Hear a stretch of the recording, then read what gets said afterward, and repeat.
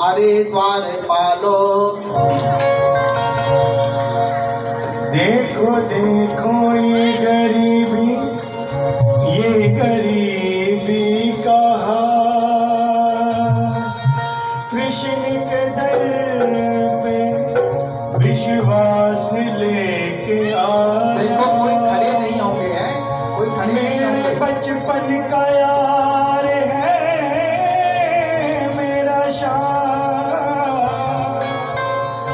यही सोच कर मैं आस करके आया हूँ। अरे द्वार पालो कन्हैया से कह दो, अरे द्वार पालो। भटकते भटकते न जाने कहाँ से, भटकते भटकते न जाने कहाँ से तुम्हारे महल करीब आ गया है, तुम्हारे महल के करीब आ गया।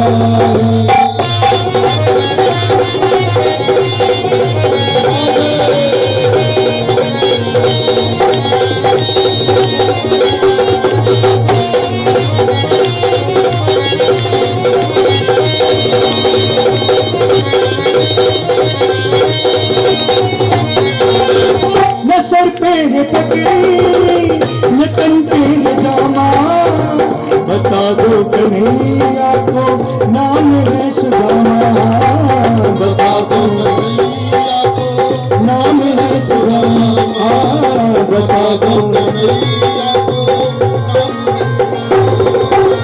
न सर पे है पगड़ी न तन पे है जामा, बता दो कन्हैया को नाम है सुदामा।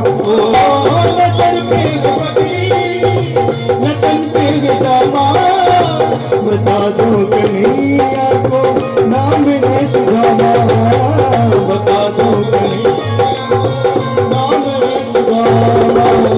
एक बार मोहन से जा करके कह दो, तुम एक बार मोहन से जा करके कह दो कि मिलने सखा बद नसीब आ गया है, कि मिलने सखा बद नसीब आ गया है, कि मिलने सखा बद नसीब आ गया है।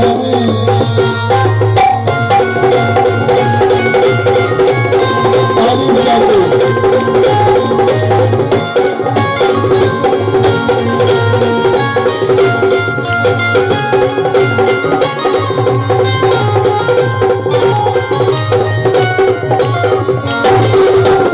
सुनते ही दौड़े चले आए मोहन, लगाया गले से तालियों की सेवा। लगाया गले से सुदामा को मोहना, लगाया गले से सुदामा को मोहना। वो सुनते ही दौड़े चले आए मोहन, लगाया गले से सुदामा को मोहना। सुनते ही दौड़े चले आए मोहन, लगाया गले से सुदामा को मोहना, लगाया गले से सुदामा को मोहना। हुआ रुक्मणी को बहुत ही अचंभा, हुआ रुक्मणी को बहुत ही अचंभा कि मेहमान कैसा अजीब आ गया है, मेहमान कैसा अजीब आ गया है, मेहमान कैसा अजीब आ गया है, मेहमान कैसा अजीब आ गया है।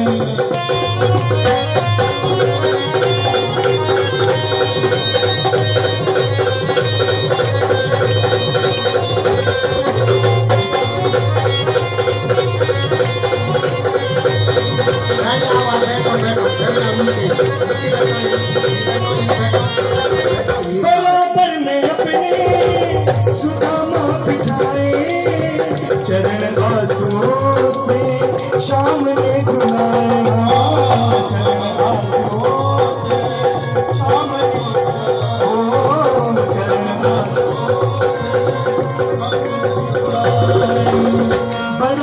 में अपने सुदामा बैठाए, चरण आंसुओं से शाम ने धुलाए।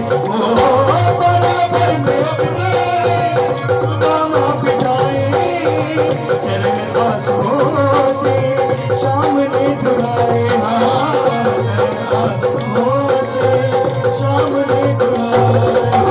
न घबराओ प्यारे जरा तुम सुदामा, न घबराओ प्यारे जरा तुम सुदामा, खुशी का समा तेरे करीब आ गया, खुशी का समा तेरे करीब आ गया। ओ न घबराओ प्यारे जरा भी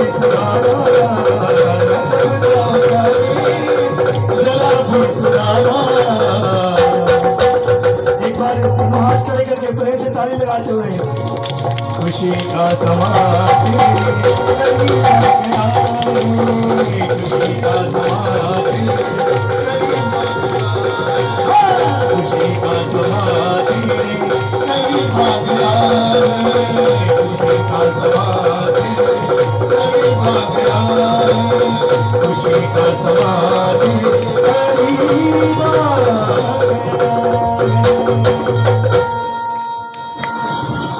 बोलिए द्वारकाधीश भगवान की जय। देख सुदामा करके करुणानिधि रोए, पानी परात को हाथ छुओ नहीं, नैनन के जल सो पग धोए। सुदामा जी की दशा को देख करके द्वारकाधीश प्रभु के नेत्रों से अश्रु बह निकले। जो रुक्मणी परात में जल लेकर के आई वो हाथ से भी नहीं छुआ और अपने नैनों से प्रभु जल धोने लगे। देखो प्रभु करुणा निधान है, लेकिन सुदामा जी की दशा अपने मित्र की दशा को देख करके रहा नहीं गया, स्वयं रोने लगे। बोले सुदामा जी महाराज की जय। प्रभु ने उनका पूजन किया, अपने बराबर के सिंहासन पे बिठाया। अब देखिए जिन माता भक्तों को एक एक करके सुदामा जी को भेंट दक्षिणा देनी है, केवल बैठ जाएं, डिस्टर्ब ना करें, एक एक करके आए और देते जाएं। एक दूसरे को भी भिजवा सकते हैं। जिन्हें पान फूल जो भी तंदुल लेके आए उन्हें अर्पण करें। और सुदामा जी स्वयं द्वारकाधीश भगवान ने ब्राह्मण का पूजन किया, उनकी दीन दशा चरणों के जल को अपने घर में छिड़क पाया। इस प्रकार का भाव हम सभी के अंदर होना चाहिए, क्योंकि स्वयं प्रभु श्याम सुंदर भगवान ने उनके चरण स्पर्श किए, उनसे आशीर्वाद पायो। बोले द्वारकाधीश भगवान की। 5 मिनट का समय एक भजन होगा, तब तक जिन्हें करना है, जिन्हें आशीर्वाद लेना है, हाँ कोई नहीं, थोड़े पूजा कर ले दो, वो भी दिखा देंगे, करवा देंगे। हाँ जी करो, ज़्यादा नहीं, जिन जिन्हें आना है वही आए हैं, और बाकी अपने अपने स्थान पर बैठते, जहाँ से आए वहीं जाके बैठे।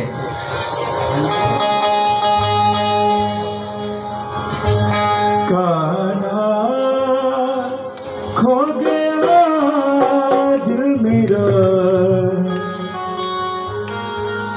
तेरे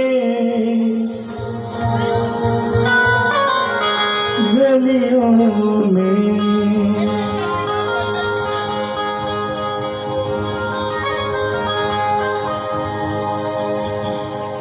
कान्हा खो गया। एक एक करके आते जाएं और एक एक करके बैठते जाएं, एक एक करके, एक एक करके। कान्हा खो गया दिल मेरा वृंदावन की गलियों में। कान्हा खो गया।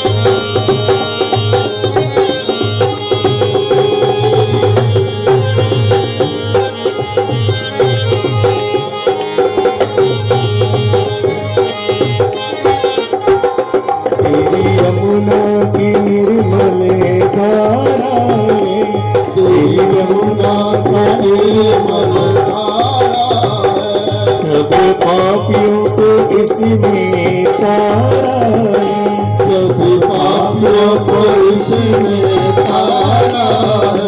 कैसा जादू भरा इन लहरों में, कैसा जादू भरा इन लहरों में, कैसा जादू भरा इन लहरों में, कैसा जादू भरा इन लहरों में।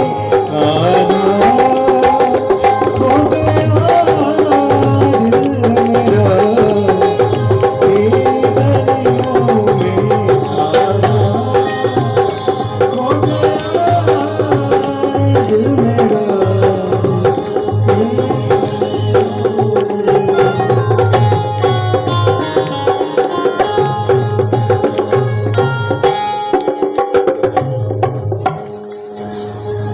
भोले द्वारकाधीश भगवान की जय। जिन्हें जो रह गए, जिन्हें पूजन करना है वो और कर लें। एक भजन और बोल दो। नाम है तेरा तारनहारा,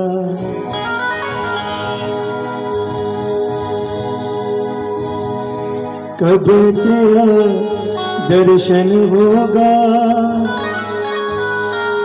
जिसकी रचना इतनी सुंदर। पीछे जो खड़े हैं बैठी आओ, जिनको जाए स्थान मिले बैठी आओ, खड़े नहीं होते। नाम है तेरा तारनहारा, अब तेरा दर्शन होगा। नाम है तेरा तारनहारा, अब तेरा दर्शन होगा, जिसकी रचना इतनी सुंदर, वो कितना सुंदर होगा, वो कितना सुंदर होगा।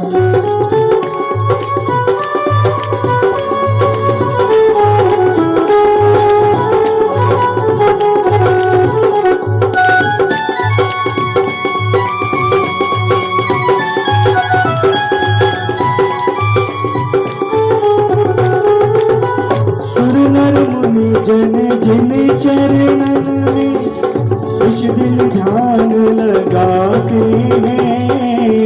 सुर नर मुनि जन जिन चरणों में इस दिन ध्यान लगाते, जो गाते हैं उनकी महिमा, मन वांछित फल पाते हैं।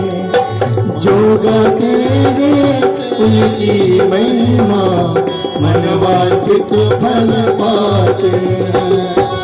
धन्य घड़ी समझूंगा उस दिन, धन्य घड़ी समझूंगा उस दिन, जिस दिन तेरा दर्शन होगा, जिसकी रचना इतनी सुंदर, वो कितना सुंदर होगा, वो कितना सुंदर होगा। ओ नाम तुम्हारा तारनहारा, नाम तुम्हारा तारनहारा, कब तेरा दर्शन होगा, जिसकी रचना इतनी सुंदर, वो कितना सुंदर होगा, वो कितना सुंदर होगा।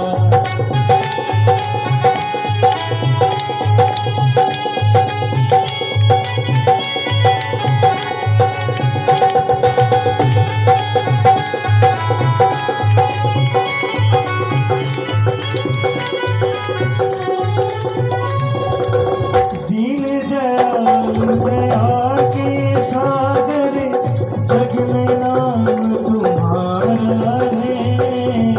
दीन दयाल दया के सागर, जग में नाम तुम्हारा। भटके हुए हम भक्तों का ही तुम्ही एक सहारा। भटके हुए हम भक्तों का ही तू ही एक सहारा। जग में पार उतारने को, जग में पार उतारने को तेरी भक्ति का सुमिरन होगा। जिसकी रचना इतनी सुंदर, वो कितना सुंदर होगा, वो कितना सुंदर होगा। बोलिए द्वारकाधीश भगवान की जय। प्रभु ने सुदामा जी का बड़ा आदर सत्कार किया। रुक्मणी जी से चरण स्पर्श करने के लिए कहा तो रुक्मणी आदि सभी रानियां चरण स्पर्श करने आवे लगी। जब लाइन लग गई चरण स्पर्श करते, सुदामा जी आशीर्वाद देते थक गए। सौभाग्यवती भवो पुत्रवती भवो, इस प्रकार से बोले लाला अभी कितनी रानियां और हैं। सुदामा जी बोले कि लाला एक बात पता, कितनी रानियां और हैं। बोले कि 10 20 100 200 1000 2000। सुदामा जी गुस्सा में बोले कि 10,000 है क्या। बोले कि और ज्यादा। बोले कितनी है। बोले कि 16,108। सुदामा जी बोले भले आदमी एक बात बता, शादी करवे में लग रहो तब से, और हमको एक भी शादी में ना बुलायो। बोले कि ब्राह्मण सुदामा जी बोले कि मेरी शादी कोई निश्चय तारीख होके नहीं हुई जो मैं आपको बुलाऊं है। मेरी तारीख निश्चय होके नहीं हुई। हम गए, का नाम है, पत्र आया तो रुक्मणी का हरण करके लाए। यमुना जी गए तो वहाँ पे कालंदी का विवाह करके लाए। 17 जितने कलंकित किया तो जामवती को विवाह करके लाए। हम यज्ञ कराने के लिए जा रहे पांडवों की तो वहाँ से 16,108 विवाह हमारे हुए। कोई तय तारीख से विवाह नहीं हुए। बोले कि लाला सबके बटको आशीर्वाद तू ही ले ले, मेरे बस की ना है सबे देवो, क्योंकि मैं तो थक गया। वैसी रास्ते चल के आए हैं भैया, हमारे बस की ना है, हम तो तू ही ले ले सबके बटको। तो कृष्ण कन्हैया ने चरणों में लेट करके सभी के बटको आशीर्वाद लियो। बोले द्वारकाधीश भगवान की। कहा कि जिस घर में ब्राह्मण आते हैं उनमें आशीर्वाद लेते हैं तो अनंत पुण्य की प्राप्ति होती है। तो आज कृष्ण भगवान ने अपनी रानियों के सुख समृद्धि के लिए आशीर्वाद लिया। उसके उपरांत में रुक्मणी जी से आदेश दिया कि 56 भोग प्रसाद तैयार करो। वो 56 भोग प्रसाद तैयार करने चली गई। इतने में कन्हैया बोले कि सुदामा जी भाभी ने हमको कुछ सौगात भेजी है कि ना भेजी है। बोले कि ना ना भैया ना भेजी। सुदामा जी के मन में भाव आया कि मैं फटे चिथड़े कपड़े में वलकल वस्त्र में टूटे टूटे चावलों को इन रानियों के सामने निकालूंगा तो मेरी बदनामी होगी, साथ साथ में मेरे मित्र की बदनामी होगी। मानी कि समझवारी का भाव आ गया। मैं नहीं चाहता कि मेरी बदनामी हो और साथ में मित्र की बदनामी हो के आए देखो तुम्हारे मित्र तब से हमारे चरण और सेवा में लगा रखा है, कहा लेके आए, वो भी टूटे चावल लेके आए। ये सुदामा जी के मन में भाव आ गया। लेकिन कन्हैया के मन में भाव है कि आज मैं सुदामा जी की जो दरिद्रता, जो उनके गरीबी का अभाव है, धन का अभाव है, उसको कलंक को मैं लेके जीवन जीना नहीं चाहता। संसारी लोग क्या कहेंगे कि द्वारकाधीश भगवान ने स्वयं तो इतने वैभव में आनंद लिया और उनके मित्र सुदामा जी उनके नाम के पीछे आपत्ति विपत्तियों का धन के अभाव में जीवन जिया।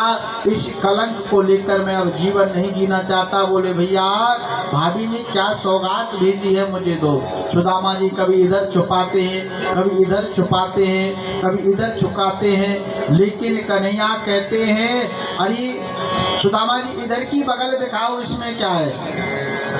सुदामा जी से बोलते इधर की साइड में दिखाओ क्या है। तो बोले इसमें ना है कुछ।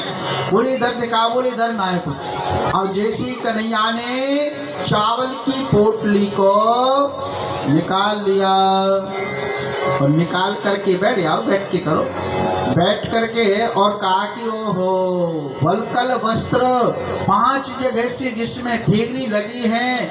वैसे तो कन्हैया अंतर्यामी है, जो सुशीला के मन में भाव था वो सब समझते हैं, अंतर्यामी है प्रभु। लेकिन वस्त्र देखा, उसको देख करके हृदय विदीर्ण हो गया कि धन्य है सुदामा जी, आपने फिर भी मुख से ये नहीं कहा हम दरिद्र के धन के अभाव में जीवन जी रहे हैं। और जब चावलों को देखा तो कृष्ण जी बड़े भावुक हो गए कि 5 प्रकार के चावल 5 जगह से टूटे हैं, इनके घर के चावल भी नहीं हैं। और कृष्ण जी ने वैसी समय संकल्प लिया कि मैं ब्राह्मणों का ऋण लेकर के अब जीवन नहीं जीना चाहता। एक मुट्ठी हर भर लई लेनी मुख में डार। द्वारकाधीश प्रभु ने एक मुट्ठी लेकर के मुख में डाल लिया और सुदामा जी को 1 लोक का राज्य दे दिया। दूजी मुट्ठी हर भरी लेनी मुख में डाल। दूसरी मुट्ठी प्रभु भर के और मुख में डाल के सुदामा जी को आशीर्वाद दिया कि मैंने 2 लोक का राज्य आपको दिया। कि ऐसी वैभव को हम क्या भोगे हैं जो हमारे मित्र धन के अभाव में जीवन जिए, कष्ट सहन करें। ये संसार के कलंक को मैं सहन नहीं कर सकता। और प्रभु ने तीसरी मुट्ठी भर ली तो रुक्मण ने पकड़ी बाह। अरे प्रभु पेट में दर्द है, जागो चावल कच्चे हैं। और देखो हमारे भी परिवार है, क्या ब्राह्मण बालक को ही सब कुछ दे दोगे तो हमारे लिए क्या छोड़ोगे? है इस प्रकार से आज रुक्मणी को कन्हैया ने उपदेश दिया, मन ही मन रुक्मणी तुमने एक ब्राह्मण को देने के लिए संकोच किया, अपने मन में संदेह पैदा किया। अरे उस दिन याद करो जो ब्राह्मण बालक, ब्राह्मण यदि विवाह पत्र नहीं लेके आता तो तुम्हारा हमारा संबंध नहीं जुड़ता। कि विप्र प्रसादात धरणी धरो हम, विप्र प्रसादात कमला वरोहम। आवाज बढ़ाओ थोड़ी सी। विप्र प्रसादात मम राम रामम, विप्र प्रसादात अजिते जितो हम। द्वारकाधीश स्वयं रुक्मणी जी को उपदेश दे रहे हैं, जो मैं हूँ ब्राह्मणों के कारण, जो मैंने पाया है ब्राह्मणों के कारण, जो मैं भोग रहा हूँ सब ब्राह्मणों के कारण। अरे रुक्मणी तुम्हारे साथ मैंने जो विवाह संबंध किया है ब्राह्मण की कृपा से, मैंने जन्म लिया है तो मेरी माँ यशोदा नंद बाबा ने ब्राह्मणों को पूजा पे बिठाया, तब मैं इस पृथ्वी पे आया हूँ। विप्र प्रसादात धरणी धरो हम, यानी कि ब्राह्मणों के आशीर्वाद रूपी प्रसाद से। बोल भक्त वत्सल भगवान की। आज तुम ब्राह्मण को देने में संकोच करती है।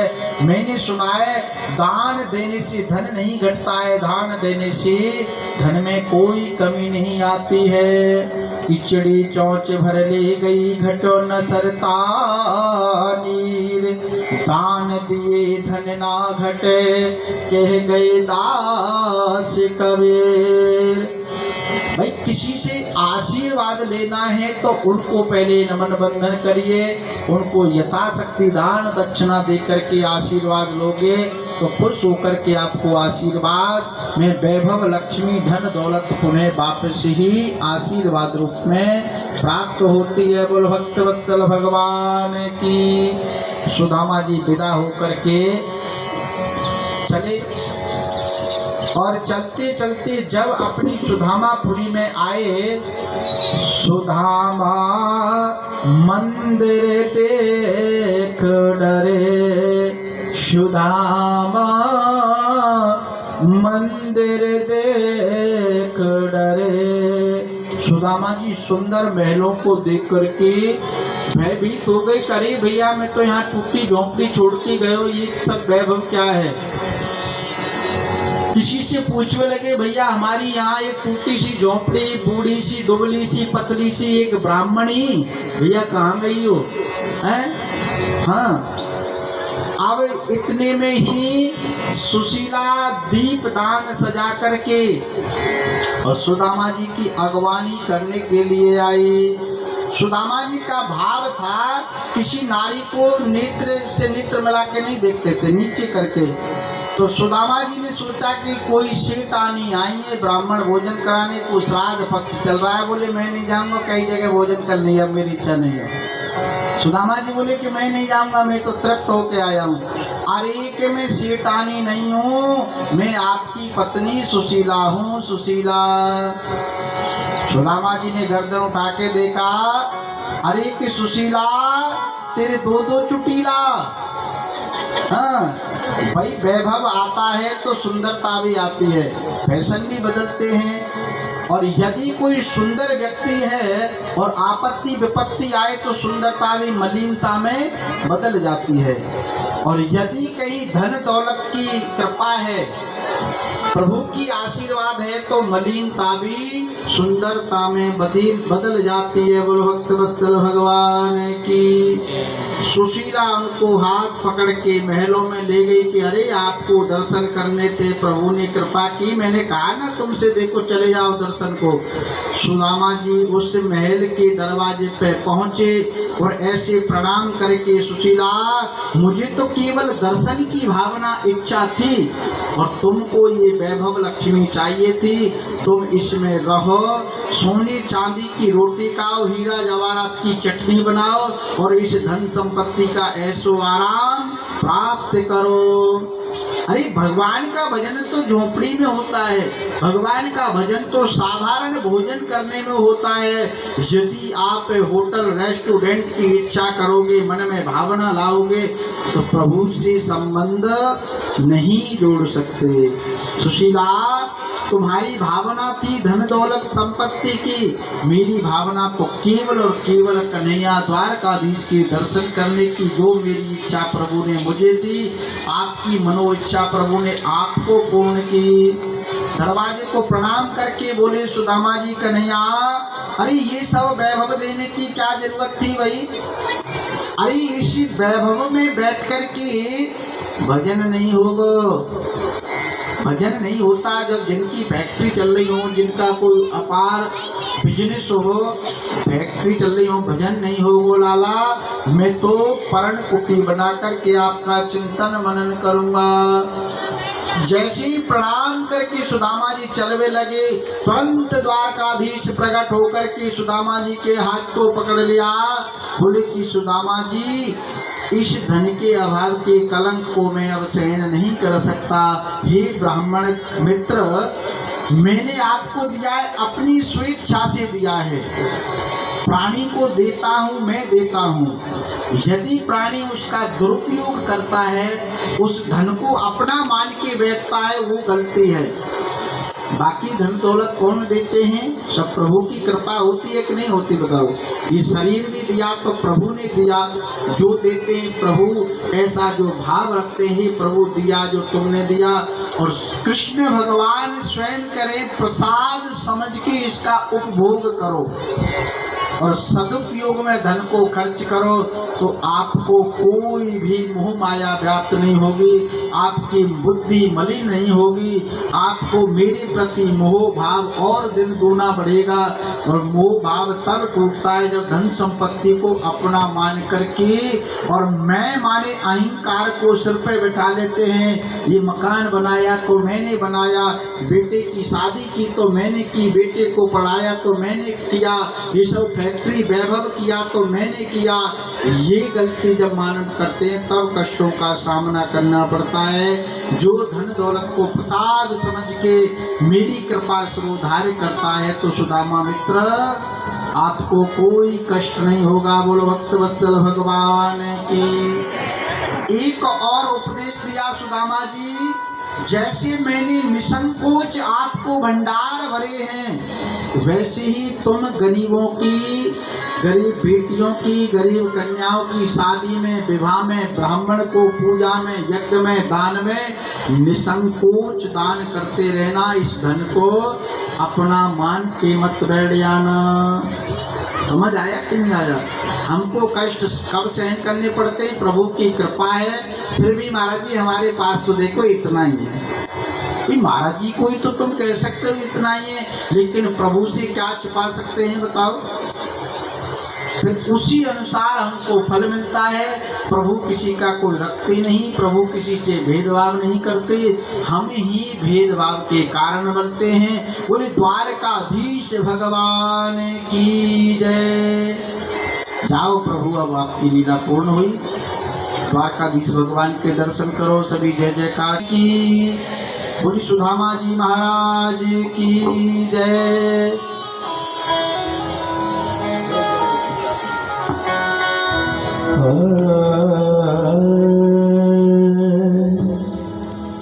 मेरा आपकी कृपा से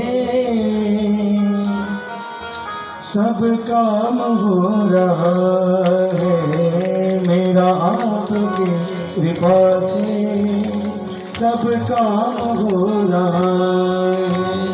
मेरा आपकी कृपा से सब काम हो रहा है। मेरा आपकी कृपा से सब काम हो रहा है। करते हो तुम कन्हैया मेरा नाम हो रहा है।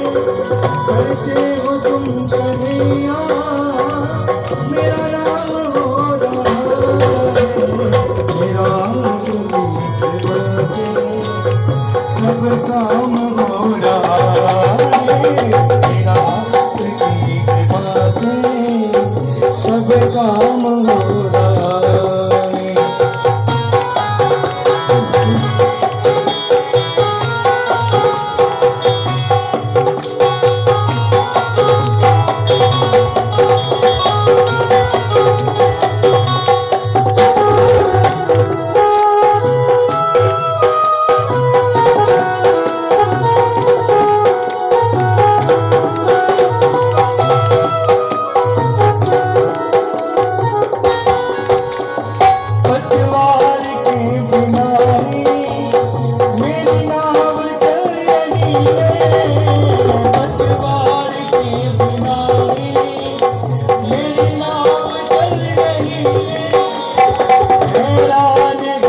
जमाना मंजिल भी मिल रही है।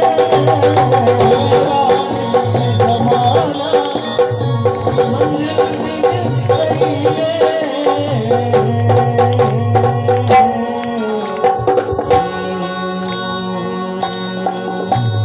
करता नहीं मैं कुछ भी, करता नहीं मैं कुछ भी, सब काम हो रहा।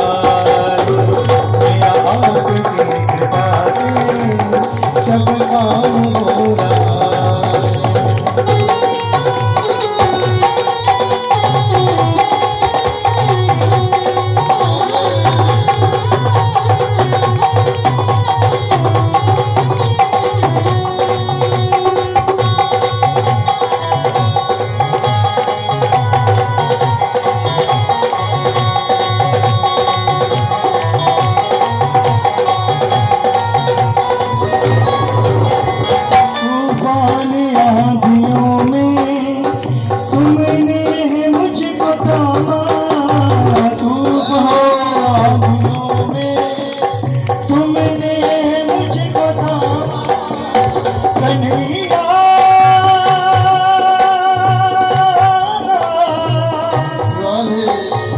मेरे प्यारे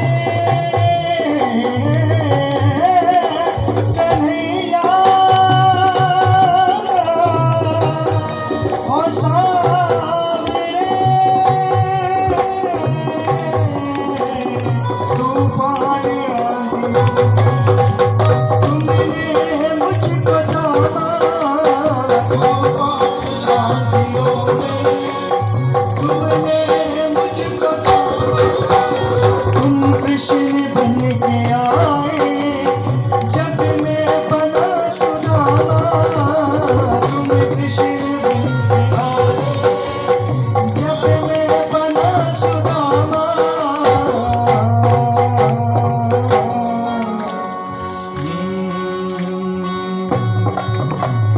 तेरी प्रेरणा से, तेरी प्रेरणा से सब कमाल हो रहा है। मेरा आपकी कृपा से सब काम हो रहा है। करते हो तुम कन्हैया, करते हो तुम कन्हैया, करते हो तुम कन्हैया, करते हो तुम कन्हैया।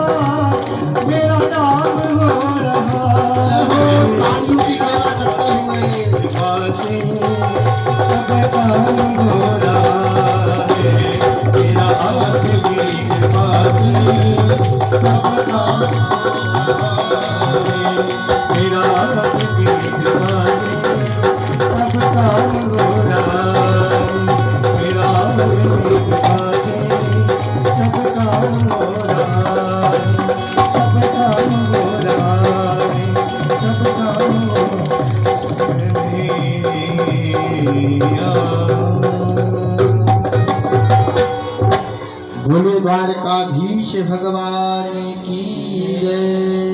बस थोड़ी देर की बात है, कथा को पूर्ण विराम की ओर आने में बस थोड़ा ही समय है। प्रभु की कभी कृपा हुई आपके ऊपर, हमारे ऊपर, तो ये सब संयोग बनेगा। और मैं तो सभी से निवेदन करूंगा, आपको कथा में आनंद आ रहा है कि नहीं आ रहा है बताओ, सच बताओ हाथ खड़े करके। हमारे हैं आप, अब किसी के नहीं है। पहली बात तो ये है कि कथा यहाँ कभी हमारी होनी चाहिए, ये ना कभी कोई और बुला ले, धोखा तो नहीं करोगे। और दूसरे, कभी ऐसी कृपा होती रहे, कल्याण होता रहे, ऐसी चर्चा होती रहे, ऐसा भाव मन में रखना। बोलो भक्तवत्सल भगवान की। देखिए एक सुंदर सी बात बताता हूँ आपको। ससुराल की शोभा साली से। क्यों वीडियोग्राफर भैया? नहीं, ससुराल में 2-4 साली हो तो बड़ी अच्छी लगती है। और बढ़िया जी, जीजा जी खा लो जी, ये कर लो जी। ससुराल की शोभा साली से, और बगिया की शोभा बाली से, और भोजन की शोभा थाली से। भोजन हाथ पर रख के खाओगे तो अच्छा नहीं लगेगा। भोजन की शोभा थाली से, और इसी प्रकार घर की शोभा घरवाली से हैं, और कीर्तन की शोभा ताली से। बोलो भक्तवत्सल भगवान की हैं।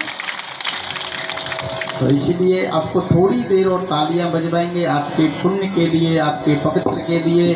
तो आइए कथा को पूर्ण विराम की ओर लेके चलते हैं। कृष्ण भगवान ने सुदामा जी को मित्र बनाया, उन्होंने अब कष्ट पाया, लेकिन कन्हैया ने उनको भरभंडार भर दिया। इससे हमको सीखने को मिलता है, कहीं कोई हमारे कारण हमको कष्ट मिला, कन्हैया से जुड़ोगे, उनको मित्र बनाओगे, उनसे संबंध जोड़ोगे, तो सहज में और अति शीघ्र आपके कष्टों का निवारण होगा। क्यों कि श्री कृष्ण भगवान हैं प्रभु, भक्तों के कष्ट को दूर करने वाले हैं और भक्तों को शरणागति प्रदान करने वाले हैं। और मैं समझता हूँ कि 84 लाख योनियों में आपको नहीं भटकना पड़ेगा, ऐसे दयालु प्रभु हैं। यदि विश्वास और भाव लेकर के हम उनकी शरण में, उनके दरबार में जाते हैं तो, और कोई भी कार्य करते रहो हे कन्हैया, हम तो सब केवल माध्यम हैं, आप ही की कृपा से ये सब हो रहा है। ऐसा भाव लेकर के जीवन जीते चलो, कृष्ण गोविंद गोपाल गाते चलो, और मन को विषय वासनाओं से हटाते चलो। दुख में फूलो मते, सुख में, दुख में तड़पो मती, सुख में फूलो मते। कृष्ण गोविंद गोपाल गाते चलो, इस मन को विषयों से हटाते चलो। थोड़ा थोड़ा करके प्रयास करो। जब आप थोड़ा थोड़ा पुण्य करोगे तो पापों से छुटकारा मिलेगा, तो प्रभु से संबंध बनने का मौका मिलेगा। और तब तक पाप आपके अंग संग रहेंगे, पाप का बोझ भारी रहेगा, तब तक आपको प्रभु के प्रति जाने की प्रेरणा नहीं देने देंगे। तब तक छोटे छोटे उपाय नहीं करोगे, छोटे छोटे पुण्य नहीं करोगे, तब तक प्रभु अपने दरबार में पापों से मुक्त नहीं करते।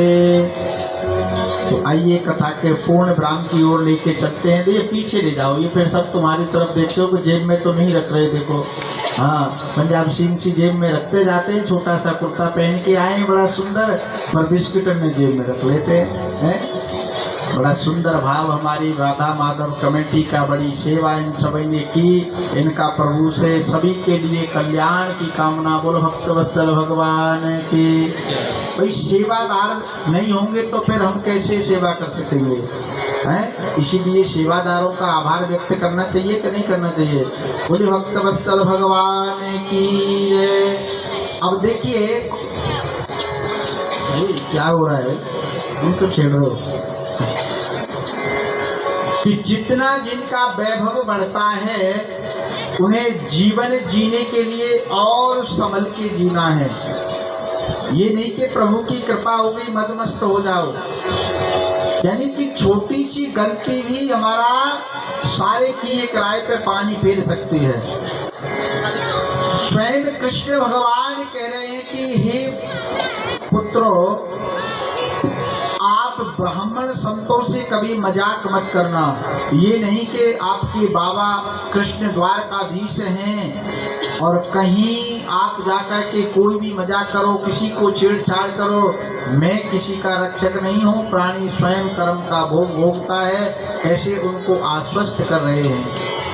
और सुखदेव स्वामी वर्णन कर रहे हैं कि प्राणी का जैसे जैसे वैभव बढ़ता है, जैसी जैसी जिम्मेदारी बढ़ती है, उनको जीवन जीना है तो और संभल के जीना है। कि रूप यौवन संपत्ति प्रभुता विवेकता एक शाप धारताय किम चतुष्टयम्। प्राणी के रूपवान होना, संपत्तिवान होना यौवन अवस्था में है, और प्रभु ताम विवेकता माने प्रभु की कृपा से कोई पद प्रतिष्ठा मिली है तो उनका सदुपयोग करना विवेकताम, यानी विवेक के साथ में जीवन जीना है। नहीं तो आप दल दल में फंसने में मिनट एक लगेगी। प्रभु ताम विवेकता, रूप यौवन संपत्ति प्रभुताम विवेकता, यानी विवेक नहीं है तो आप उसको सहन नहीं कर सकते। अपने पौत्रों को कृष्ण भगवान समझा रहे हैं कि पौत्रों, संत ब्राह्मणों से कभी मजाक नहीं करना, और करोगे तो उसका फल आपको दुष्परिणाम भुगतना होगा। अब एक समय क्या हुआ कि ये सांब जाम्बती है ना, जो इनके पुत्र हैं, उनका नाम है सांब, यानी कि उनका रूप ऐसा है, लड़का है पर लेकिन लड़कियों से कहीं सुंदर हैं वो। अब कृष्ण भगवान के पौत्रों ने उनको सुंदर सी साड़ी पहना करके, जैसे अभी रुक्मणी जी को देख के प्रसन्न कर रहे थे, भारद्वाज, जमदग्नि, गौतम, वशिष्ठ, अत्रि, च्यवन, और उनमें थे दुर्वासा जी। उनके वहाँ जाकर के सत्संग में बोले कि बाबा ये हमारी नई बहू है, और उसके पेट से बहुत सारे कपड़ा बांध के ले गए। बोले कि ये गर्भवती हैं, आप अपनी सत्संग की माया से बताओ इनके गर्भ में क्या है। दुर्वासा ऋषि जो हैं वो क्रोधित हैं। उन्होंने अपनी वैष्णवी माया से देखा कि कृष्ण भगवान के पौत्र माने पोते हमसे मजाक करते हैं, ये यदुवंशी बालक हमसे मजाक करते हैं, तो कृष्ण भगवान की इच्छा थी, कृष्ण भगवान की थी, उनकी इच्छा से दुर्वासा ऋषि ने श्राप दे दिया कि जो इनके गर्भ से पैदा होगा वो मूसल, इनके पेट से मूसल पैदा होगा, और वो मूसल यदुवंशियों का विनाश करने वाला होगा। अब जैसे ही वो घर आए, घबराने लगे, अपने बाबा से, वसुदेव जी से कहा, पर बाबा से पूछा, कृष्ण भगवान से पूछा। कृष्ण भगवान बोले मैंने आपको पहले ही सचेत किया था, कहीं संत ब्राह्मणों से मजाक करोगे तो श्रापित होगे, अब ये श्राप का परिणाम तुम्हें भुगतना होगा। समय आने पर उनके पेट से मूसल निकला, लेकिन उसे समुद्र में प्रवाहित किया, उससे वेरका नाम की घास उत्पन्न हो गई, और वेरका नाम की घास तलवार जैसी होती है, तीक्ष्ण, इतनी लंबी चौड़ी तलवार की जैसे रूप की होती है। और यदुवंशी एक दिन वहाँ सूर्य ग्रहण के समय मेला लगता है, वहाँ मेले में एकत्रित हुए सभी यदुवंशी, और वहाँ आपस में लड़ के वो घास उखाड़ते हैं और उसको तलवार चलाते हैं, उसको तलवार चलाते यदुवंशियों का विनाश हो गया। इच्छा थी कृष्ण भगवान की, वो क्यों कि यदुवंशी वंश इतना बढ़ गया, बोले कि ये संसार में सबको दुखी करेंगे, इनको थोड़े कम करना मेरी इच्छा है।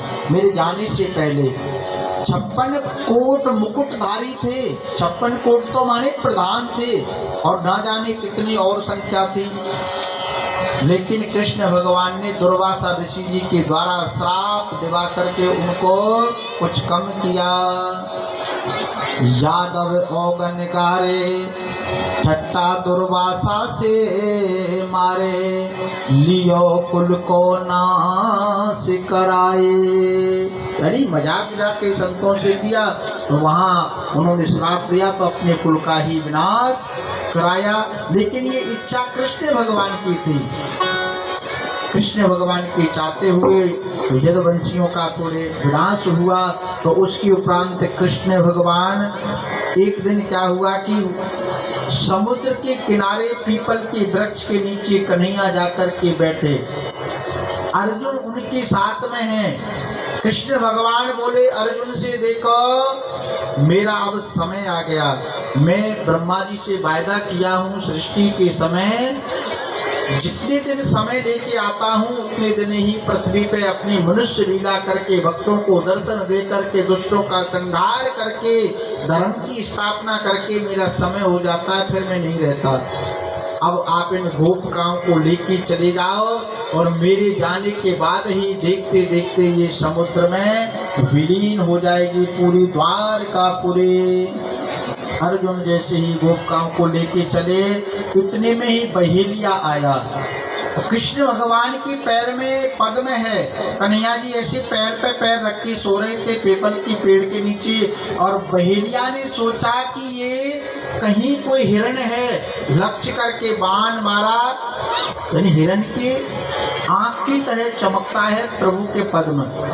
उन्होंने कहा कि हिरण की आँख दिख रही है मुझे, लक्ष्य करके बाण मारा, कन्हैया के जाके पैर में लगा। कन्हैया ने जोर से चीख लगाई तो बहेलिया वहाँ आकर के बोला प्रभु मेरे से अपराध हो गया, मेरे से गलती हो गई। तो कन्हैया ने कहा कि संसार में बदला बदली का खेल है। राम जी के रूप में तुम जब बाली थे मैंने तुमको बाण मारा, तुमने कहा कि अब गुण कवन तात मोई मारा, मैं बैरी सुग्रीव प्यारा। तो मैंने कहा कि तुमको मैंने धोखे से मारा है, इसका बदला मैं संसार में ही चुका के जाऊंगा, आगे का हिसाब किताब नहीं रखूंगा। भाई आपसी कोई गलती हो जाए, कोई अपराध हो जाए, किसी का धन आपने ले लिया उसका हिसाब यहीं कर दोगे, गलती मान के तो अपराध को माफ हो जाते हैं। और किसी का पैसा लिया है आप पे नहीं चुकाया जा रहा, भाई देखो हमसे गरीबी हमारे सामने समस्या है, हो गए तो हमको दे देंगे, उसकी संतुष्टि करो मतलब कैसे भी। और यदि वो संतुष्ट हो गए तो फिर वहाँ देने का कोई चक्कर नहीं होता। तो कन्हैया बोले यहाँ का यही चुका के मैं जा रहा हूँ, तुमने मैं आज मेरे बाण मारा, उस समय मैंने मारा, आज तुम्हारा बदला पूर्ण हो गया, अब आगे का हमारा तुम्हारा हिसाब बराबर। और कन्हैया धराधाम को चले गई समुद्र में, अपना शरीर पूर्ण करके दुनिया को छोड़ के चले गए। बोलो भक्तवत्सल भगवान के। अर्जुन गोपिकाओं को लेके चलने लगी, पूरी समुद्र द्वारका पूरी समुद्र में विलीन हो गई। और कन्हैया भील बन के अर्जुन से गोपिकाओं को लूट लिया। समय समय की बात है, समय बड़ा बलवान, और भील ने लूटी गोपिका, वही अर्जुन वही बाण। ये सब कृपा हमारे पास आज धन दौलत है, या हम आपको कथा सुना रहे हैं या आप सुन रहे हैं, ये सब समय का खेल है। आगे चल के क्या पता समय संजोग ना बने, कोई कारण आ गया, कोई कारण आ गया, लेकिन आज समय है। आज आपने कथा श्रवण की, प्रभु को नमन किया, वंदन किया। प्राणी समय रहते ही करे जो करे, कथा ये शिक्षा देती है, आगे समय का कोई पता नहीं। धन दौलत के मालिक आप हैं, आगे चल के बेटा नाती पोते धन दौलत के मालिक बनेंगे, भला आपको रोटी के लाले पड़ेंगे, दान पुण्य कहाँ से कर लोगे बताओ। और धन दौलत किसी की सगी नहीं रही, आज इसके हम मालिक हैं, आगे हमको मालिकी छोड़नी है। इसीलिए जब तक आपके हाथ में मालिकी है, जब तक धन आपके हाथ में है, और चलो बेटा नाती पोते सब अच्छे भी होते हैं, बाई द वे धन का अभाव हो गया तो, धन की कमी आ गई तो फिर कहाँ से दान करोगे। जो करना है सो वर्तमान में करो, भविष्य का किसी को नहीं पता। भविष्य के भुलेखे में जो रह जाते हैं वो फिर वही 84 लाख योनियों में भटकते हैं। प्रभु प्रेमियों, भागवत कथा ये शिक्षा प्रदान करती है। सुखदेव स्वामी वर्णन करते हैं कि हे राजन, आप आपने विधिवत कथा को श्रवण किया, आपने हमको सुनाया। इस प्रकार से आपके पुरखों के रक्षक चले गए और अर्जुन ने आकर के अपने आपके जो बाबा अर्जुन थे उन्होंने धर्मराज जी को बताया। धर्मराज जी को बता रहे थे तो पर्दे के पीछे कुंती बुआ ने सुन लिया कि जो दुनिया में जिन्होंने हमारी पग पग पर रक्षा की, समय समय पर रक्षा की, वो आई दुनिया में नहीं है। तो राम राम कह राम कह, राम राम कह राम, तन पर हरि रघुवर बिरह, राहु गए सुरधाम। जैसे राम जी के वियोग में दशरथ जी ने प्राण त्यागे, उसी प्रकार कुंती बुआ ने कृष्ण के वियोग में धड़ाम से प्राण त्याग दिए कि कृष्ण मैं तेरे बगैर जीवन में जीवन नहीं जी सकती, और जीती हूँ तो वो धिक्कार है, प्राणों को त्याग कर दिया। धर्मराज जी को मालूम सारी वृत्तांत अर्जुन ने बतलाया। धर्मराज जी ने परीक्षित जी को राजगद्दी दे करके, सुखदेव स्वामी कह रहे हैं कि राजा परीक्षित जी आपको फिर मालूम है, आपको राजगद्दी दे के आपके बाबाओं ने आपको और अपने प्राण जाकर के हिमालय में समाप्त कर दिए। जीते जी ही प्राण भौतिक शरीर गला दिया हिमालय में जाके। उन्होंने कोई परवाह नहीं की कि अब जीवन जीना है। इस प्रकार आपको मैंने संपूर्ण प्रभु की कथा सुनाई। कृष्ण रक्षक हैं, जो भाव से उनकी शरण में रहते हैं, भाव से स्मरण करते हैं। आपके बाबाओं का बड़ा साथ दिया कृष्ण भगवान ने, वो लीला मैंने आपको श्रवण कराई। बोलो भक्त वत्सल भगवान की जय। अब कथा बिल्कुल संपूर्ण की ओर है। परीक्षित जी से सुखदेव स्वामी ने कहा कि ये बताओ, आपको 7 दिन मृत्यु का श्राप लगा है और आपको मृत्यु से भय आज भी है क्या? बताओ सच्चे मन से। आपको मैंने संपूर्ण भागवत कथा सुनाई। सुखदेव स्वामी राजा परीक्षित जी से प्रश्न कर रहे हैं कि आपको मृत्यु से भय है? तो सुखदेव स्वामी से राजा परीक्षित जी बोले कि मैंने कथा से सीखा है मृत्यु से भय नहीं होना चाहिए, केवल भय करना है तो बुरे कर्म से करिए। क्यों कि संसार में तो मृत्यु एक दिन आनी है, लेकिन बुरा करते हैं उन्हें बुरे नरक में जाना पड़ता है, अच्छा करते हैं स्वर्ग में जाते हैं। और मरता तो शरीर है, मैंने ये सुना है शरीर मरता है, आत्मा तो अजर अमर होती है। कि माया मरी न मन मरा, बोलो सभी कि माया मरी न मन मरा, मर मर गया शरीर, ये आशा तृष्णा ना मरे, कह गए दास कबीर।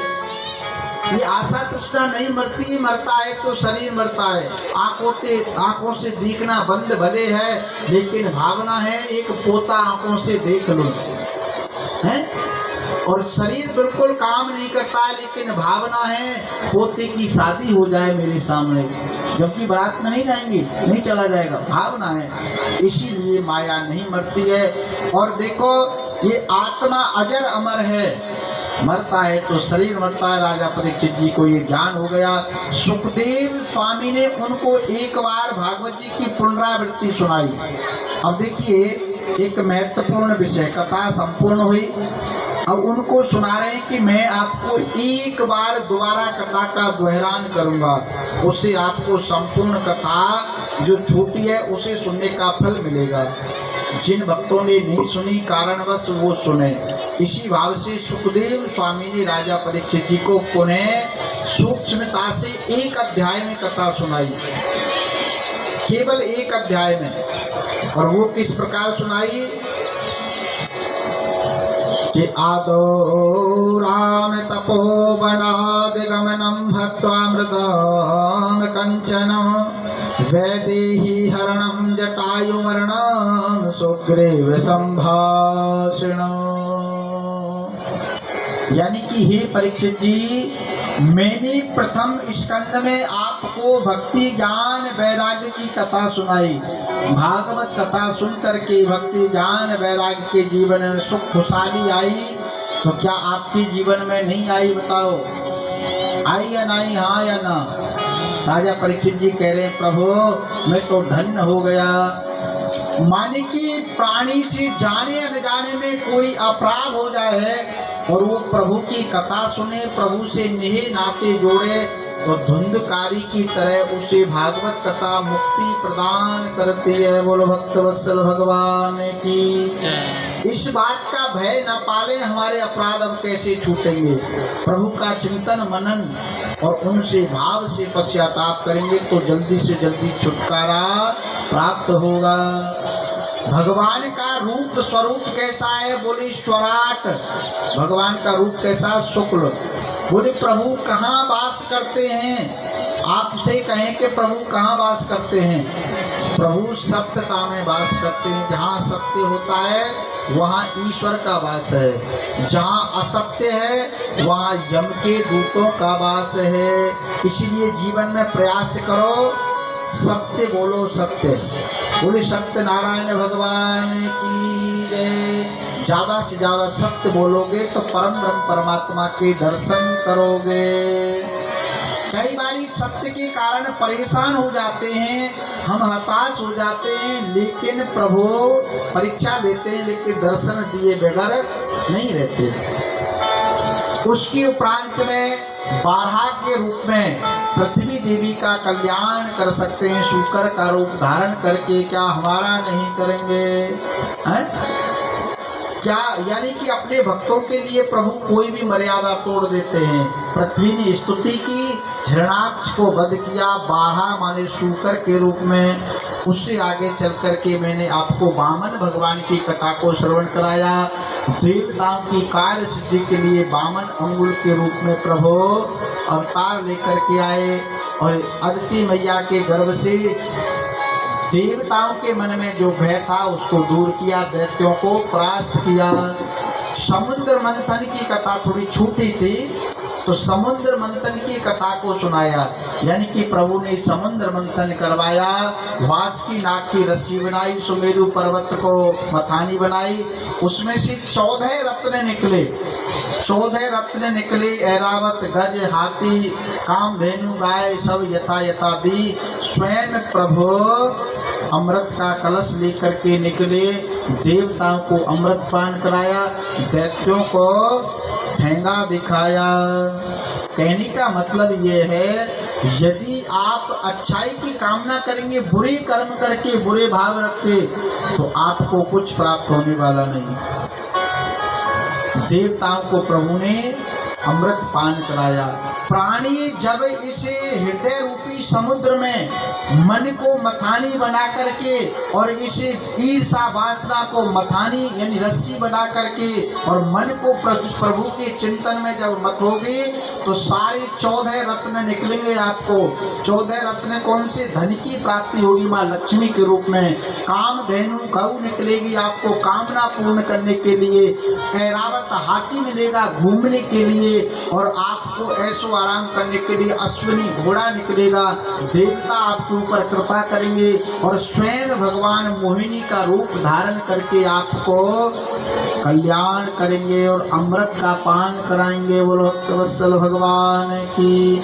इस प्रकार से राम जन्म की कथा श्रवण कराई, कृष्ण जन्म की कथा को श्रवण कराया और तुम्हारे गिरिराज भगवान के पूजन की कथा, रुक्मिणी कृष्ण भगवान की 16,100 विवाह का वर्णन सुनाया मैंने आपको।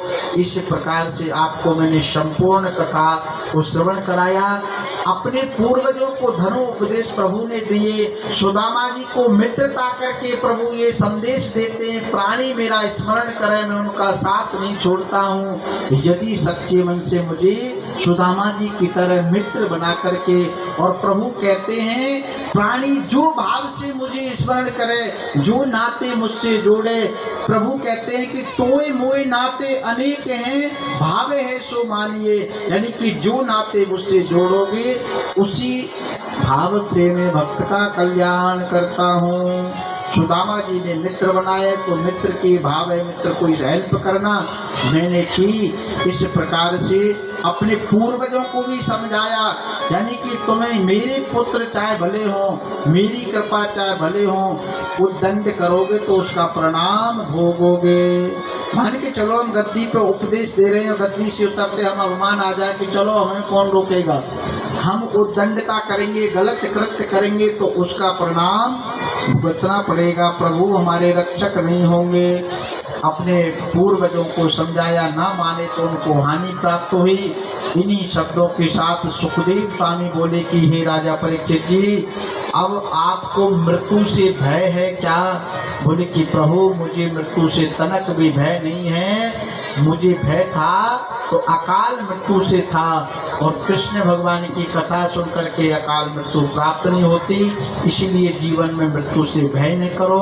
भय करो तो केवल बुरे कृत्य से करो, बुरे कर्म से करो, बुरे न देखो, बुरा न सुनो, बुरा न करो, यही लक्ष्य पाकर के प्रभु का चिंतन करो। गृह कार्य खूब करो, जम के पैसा खूब कमाओ, दशमांश दान करने की भावना रखो, कहीं यज्ञ हो वहाँ जाकर के दान पुण्य की भावना रखो। इन्हीं विचारों को लेके जीवन जियो, यही भागवत जी का उपदेश है। बोलो भक्तवत्सल भगवान की जय। और कलयुग में विशेष करके नाम की महिमा है। 18,000 श्लोकों की अलग अलग विशेषता बता करके भागवत जी में केवल एक श्लोक है, उसका प्राणी अच्छे से विचार करके मनन करके चिंतन करता रहे तो प्रभु की भक्ति सुलभ है, कोई कठिन नहीं। वो कौन सा? कि कलयुग के बल नाम आधारा, सुमेरे सुमेरे भव उतरहि पारा। हो कलयुग के बल नाम आधारा, सुमेरे सुमेरे भव उतरहि पारा। राम सिया राम सिया राम जय जय राम, राम सिया राम सिया राम जय जय राम, राम सिया राम जय जय राम। केवल प्राणी नाम के आधार से कोई पूजा न जानते हो, यज्ञ न जानते हो, तपस्या न जानते हो, केवल और केवल नाम को स्मरण करते रहो और प्रभु को चिंतन में लाते रहो, उनकी छवि को धारण करते रहो, उसी में कल्याण है। बोले बांके बिहारी लाल की। देखते देखते ही भागवत जी की महिमा सुखदेव स्वामी का राजा परीक्षित जी ने अच्छे से पूजन किया। क्यों? कि हमारे हिंदू सनातन धर्म में जिस विधि से देवताओं को बुलाते हैं उसी विधान से शादी में, विवाह में, कोई भी कर्म में, यज्ञ में, पूजा में, उसी अनुसार उनको सम्मान करके विदा करते हैं। भाई पंडित जी को छोटी सी सत्यनारायण कथा करने के लिए बुलाते हैं, उन्हें विदा करते नहीं करते? अब आपने कथा सुनिए, हमको दक्षिणा दोगे नहीं दोगे? हाँ या ना बताओ? अरे जोर से बताओ, दोगे कि नहीं दोगे? हमारी दक्षिणा धन दौलत तो आपने खूब प्रभु की कृपा की, ये यहाँ नहीं हुई तो और होगी, बाकी इससे इच्छा नहीं होगी, ये तो वास्तविक है, धन चाहिए, लेकिन ऐसे भी नहीं, असत्य से नहीं, अच्छे कर्म से, यही भावना रखो। धन सबको चाहिए लेकिन प्रभु पूर्ति भी करते हैं, लेकिन आप सबसे साथ साथ धन दौलत से पूजा तो आप कर रहे हैं, खूब विधिवत पूजा की। आप लोगों को बहुत बहुत धन्यवाद, जिन्होंने कथा श्रवण की, जिन्होंने पूजा में भाग लिया, जिन्होंने सेवा में भाग लिया। सर्वप्रथम जिन्होंने यहाँ ये पेड़ लगाने का कार्य किया है, सबसे फलदायक वो हैं। और इन्हीं शब्दों के साथ साथ आपसे हम दक्षिणा लेंगे। हमारी सर्वप्रथम दक्षिणा यही है कि जहाँ भी सत्संग हो वहाँ जाकर के अपना समय जरूर निकाल करके समय देना। बोलो भक्तवत्सल भगवान की। आए हुए संत ब्राह्मणों का सम्मान करना, सत्संग में बढ़ चढ़ करके भाग लेना, और अपनी ग्रह शांति के लिए मिलजुल करके रहना, यही हमारा सत्संग का दक्षिणा है। बोलो भक्तवत्सल भगवान की जय। गली मोहल्ले में एक दूसरे भाव से रहते हैं तो माँ लक्ष्मी, माँ भगवती, माँ शक्ति सभी कृपा करती हैं। जहाँ कलह कलेश होता है, भगवान के चिंतन नहीं होता, वहाँ कोई वास नहीं करता। यही सत्संग का भाव है। और भगवान का नाम चिंतन करते रहना, छोटी छोटी मंडली बना करके आपस में कीर्तन करना, सत्संग करना, ये सब भगवत प्राप्ति के लक्ष्य हैं। टांग खींचने वाले तो बहुत आएंगे, आते रहे, उनकी परवाह ना करके अपने लक्ष्य को प्राप्त करना। सत्संग के द्वारा, भजन कीर्तन के द्वारा, जागरण के द्वारा, ये सब प्रभु की भक्ति है। इस तरह से ही भाव प्यार बरसाते रहना। बोलो भक्तवत्सल भगवान की जय। सुखदेव स्वामी श्री राजा परीक्षित जी ने यहाँ किया, उनका तिलक पूजन करके और सुखदेव स्वामी अंतर ध्यान हो गए। बोले सुखदेव भगवान की जय। अब सूत जी महाराज कह रहे हैं 88,000 ऋषियों से इस प्रकार परीक्षित जी को मुक्ति प्रदान की। अब देखते देखते ही राजा परीक्षित जी ने जैसे फूल माला मंगाई, फूल माला में ही वो सर्प आया छुपा और राजा परीक्षित जी की नासिका में डंक मारा और उनको भी गोविंदाय नमो नमः 5 भौतिक शरीर त्याग दिया और सीधे भगवान के धाम को गए। बोल भक्तवत्सल भगवान की जय।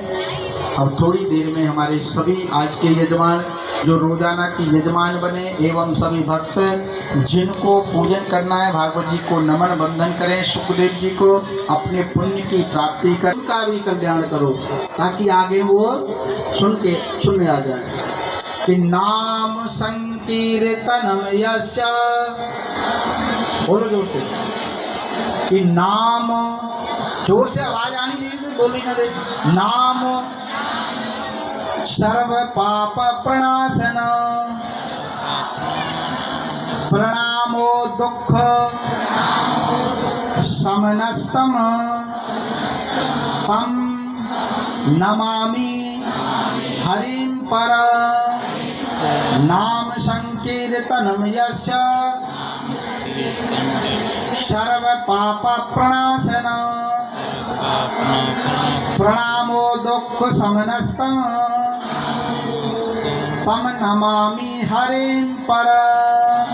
इसका भावार्थ है, हे राजन, नाम के आधार से सारे क्लेश दूर होते हैं, नाम के आधार से सारे मनोकामना पूर्ण होती हैं। नाम ही प्रभु का स्मरण करते रहो, उसी में कल्याण है। बोलो भक्तवत्सल भगवान की जय।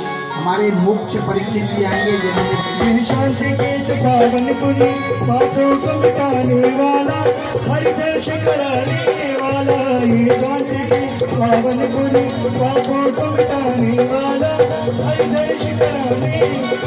ये सुख करनी है, सुख करनी है तुम्हारी, ये मदन सुधन की आरती, पापियों को पाप से तारी, कृपा भगवान की आरती, पापियों को पाप से